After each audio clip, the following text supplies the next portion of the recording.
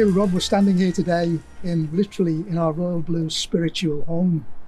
You must have tremendous memories from here, but this stadium is arguably, one of the most historic in Britain. Yeah, going all the way back to 1892, of course. So what are we talking about? 130 years old now. Only a season and a half to go. What are your first memories of it, Ken? My first memories of it as a boy were obviously standing in the penned in Gladys Street end. I think in those days, young kids went to the ground, to both grounds, Anfield and Goodison at times, even though if you had this great passion for one club, and because you were allowed in at 3/4 time as well.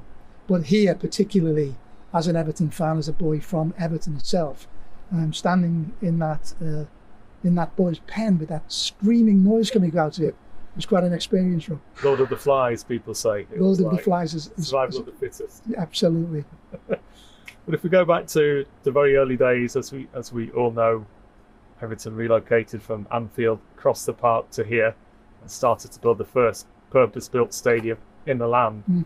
Obviously, it will be not recognisable today, apart from, of course, was the church in the corner, which is still there, St Luke's Church over yonder, which is still where the Heritage Society have our matchday presence. It's great, but that's been there throughout the time. Well, when I was writing the centenary history of the stadium in 1991 into 1992, I was doing some research in the Echo Archive, and I thought I knew everything that we had in terms of pictures and memorabilia in that Echo Archive. But one day I went right down into the depths of the building and I pulled out a drawer, and in there I found a drawing, the very first image of Goodison Park, and that subsequently appeared in the Liverpool Football Echo in August 1892. And it was an amazing thing because the stadium itself, it was just had a picket fence all the way around the pitch, and of course you had cinder banks at either end, at the Gladys Street end and the park end, and that was it. But it was still described in the local sports magazines at the time as equal to all of the great American baseball stadiums. That's right. And then over the years, it started to turn into what we would call a stadium now. So I think over that side, the Bullins Road side, they built a stand, I think 1895, what became known as the Beatty stand. Yes. Just a single tier stand. And that's where the players would come out of. I think there's some wonderful footage from, I think, 1902 of the team with Jack Taylor, John Bell sort of trotting out onto the pitch in the corner of the park end and the Bullins. And then the sort of directors were in the Goodison Road side, which had I think a pavilion, you call it. That little pavilion stand, was for directors and the media.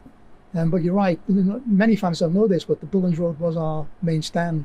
And of course, we didn't just sit in the stand as fans. The players actually would train under that Bullins Road stand on wet days.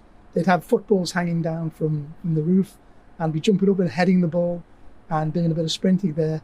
In the days, of course, when we trained behind the park end stand. That's right, that patch of land there. Yeah. It's now the car park. That's right, yeah. So the stadium started to evolve then. I think it was about 1907. They built Henry Hartley built the park end stand, which is just in front of us here. That, of course, lasted all the way through till, I think, 1994. We were talking earlier, we were chatting, weren't we? It was the year that we nearly got relegated, the famous Wimbledon game. I think you were saying that there were people in Stanley Park watching the game because the stand had been knocked down. They were able to watch from the park, watch the goings on here on the pitch. We've got fantastic photographs, pointing in that direction, and you can see people up trees cheering us on, praying that we're going to survive that day. And it was an amazing day, Rob. In one of the days, in some respects, that you forget. As a journalist, I covered lots of games. I could never remember any of the defeats. I can remember all of our victories, but that's the way it is when you're a fan. And then a couple of years after the Hartley stand came up, Archibald Leach arrived on the scene, this Glaswegian architect and engineer. And this is really when Goodison began to be transformed. He was commissioned, I think, back end of 1908 into 1909 to construct the new main stand on the Goodison Road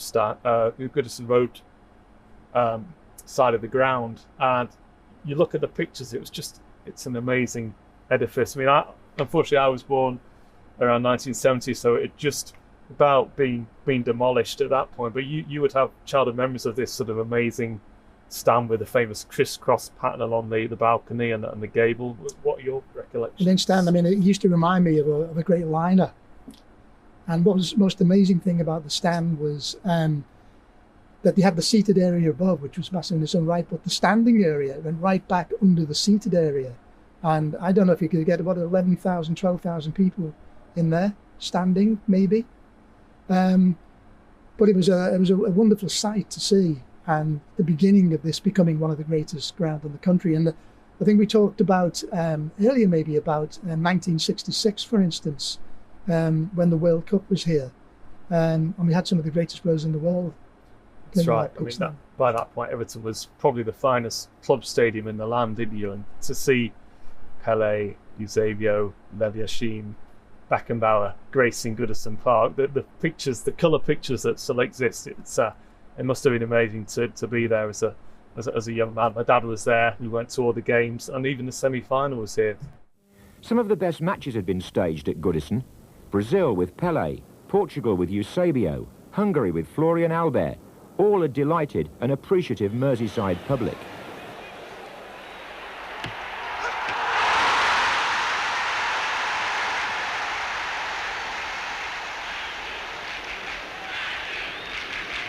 In the first round, Portugal beat Hungary, Bulgaria and most impressively defending champions Brazil. The match at Goodison Park in Liverpool was billed as a contest between the great Pelé and Eusebio. Pelé. Again, fouled. I thought twice actually. The referee let it go the first time. It really was heavily brought down again there the second time, quite unnecessarily so too. And remember, the worst part about this from Pelé's point of view is the fact that he's got this injured knee. Hilton Gosling, the doctor, on the field every time that Pelé is hurt. And my word, at this moment, the Brazilians need someone like Pelé. Portugal were dominant throughout, and in the 27th minute, Eusebio extended their lead with a powerful header.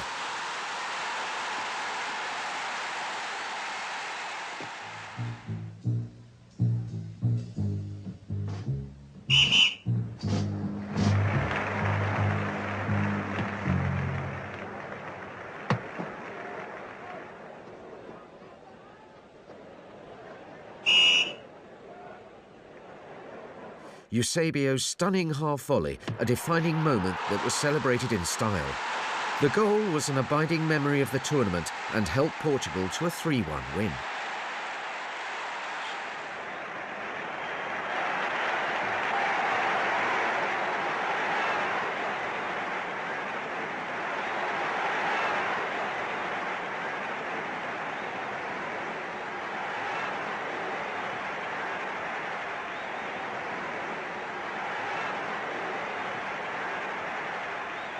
And Eusebio moved on to the quarter-finals. In the last 8, Portugal faced the surprise team of the tournament, Korea DPR.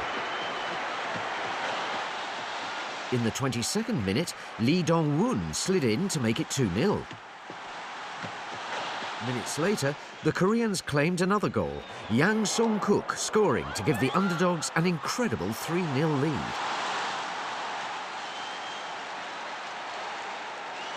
Eusebio was set to provide the miracle they needed.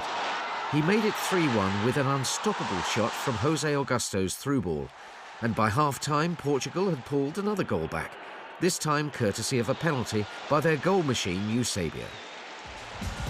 In the space of 3 second-half minutes, Eusebio scored twice, completing one of the most famous comebacks in FIFA World Cup history. 4 goals would be scored by the Mozambique-born attacker, and he even helped set up their 5th. Portugal won an incredible match 5-3, with Eusebio the undoubted hero of their victory. His one-man crusade had salvaged Portugal's FIFA World Cup dreams. His impact on English soil was quite simply remarkable. East met West at Goodison Park when Russia and West Germany faced each other in a semi-final of the World Cup. Now it was Germany piling on the pressure, but the great Yashin seemed to be everywhere.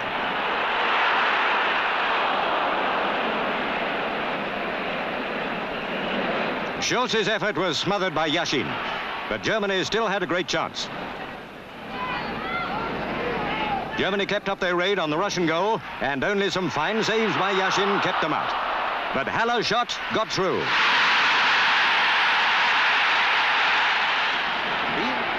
Germany's much-needed second goal came after 67 minutes. With a terrific shot, Beckenbauer scored.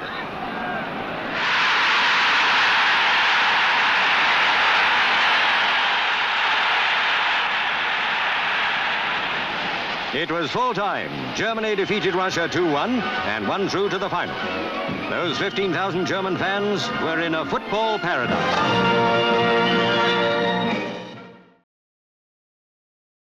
I believe England should have played in the semi-final here, but they decided to switch it, and they stayed at Wembley.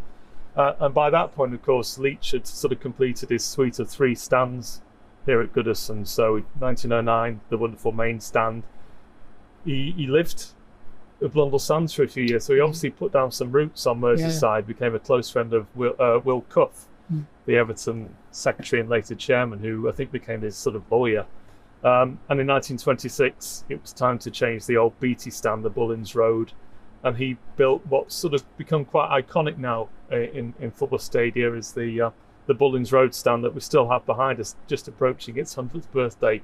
And it's still one of the few stands in the country to sort of that sort of crisscross pattern along the balcony. It's become almost like distinctive and iconic. Sort of people associate it now with very much with Everton, don't they? Well, we all remember our first time in this incredible stadium, and fittingly, my first time here was in the Bullins Road stand. And my father carried me over the turnstiles when I was about 3 or 4, and I was only about 3. I was only toddling.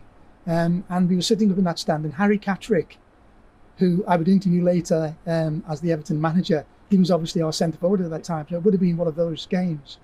And my father always told the story. He was just a laugh when he told the story. He carried me over the turnstiles, and he was engrossed in the game.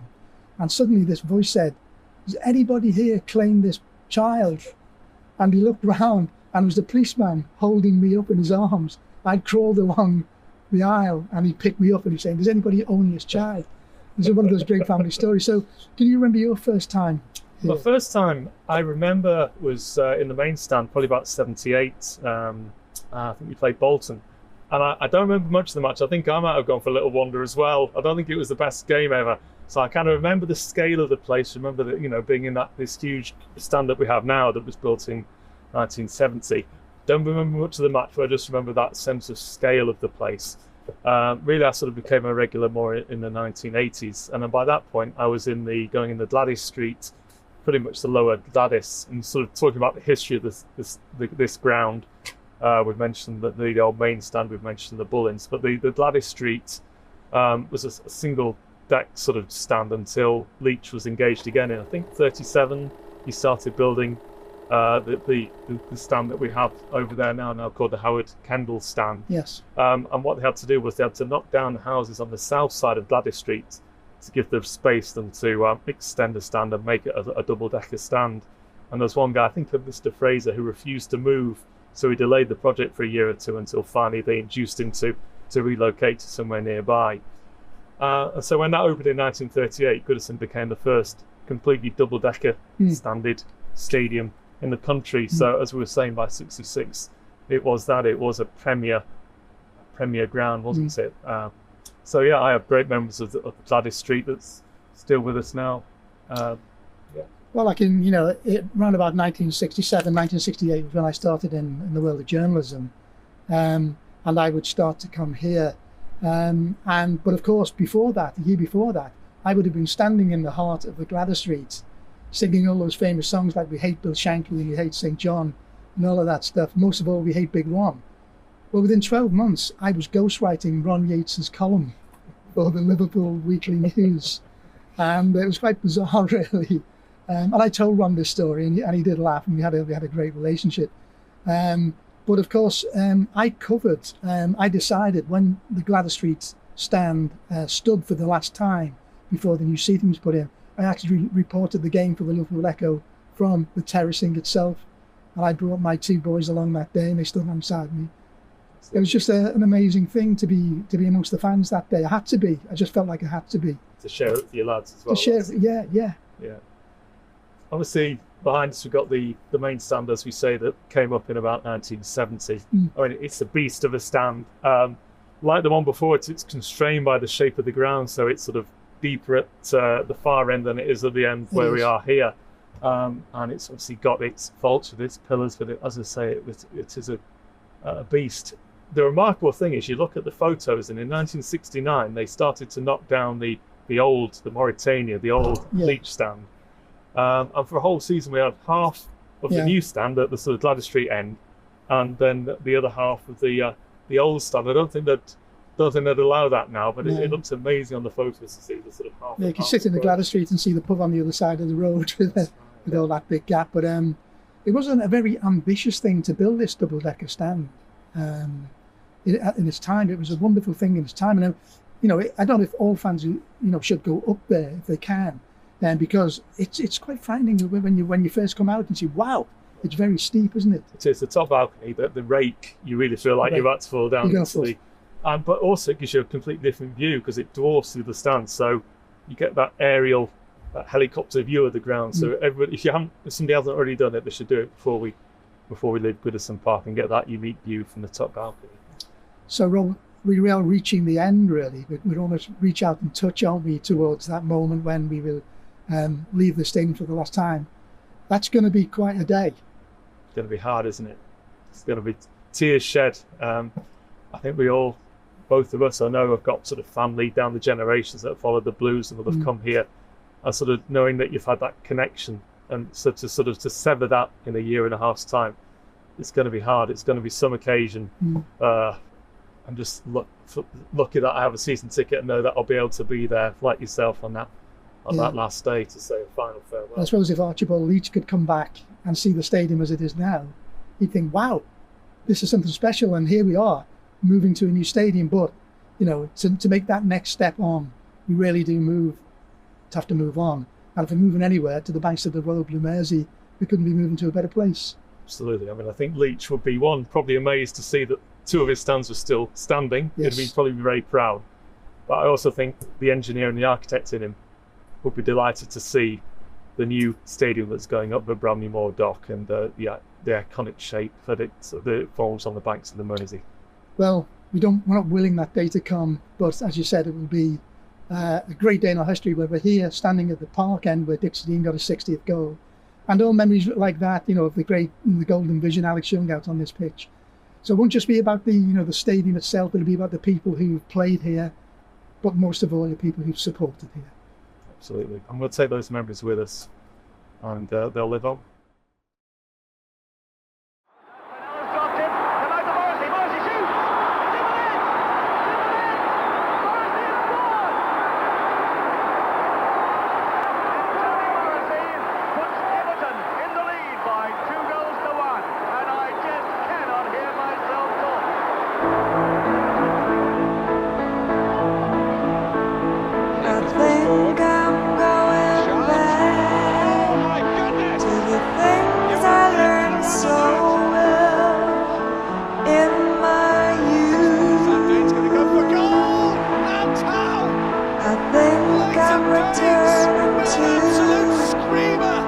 Those days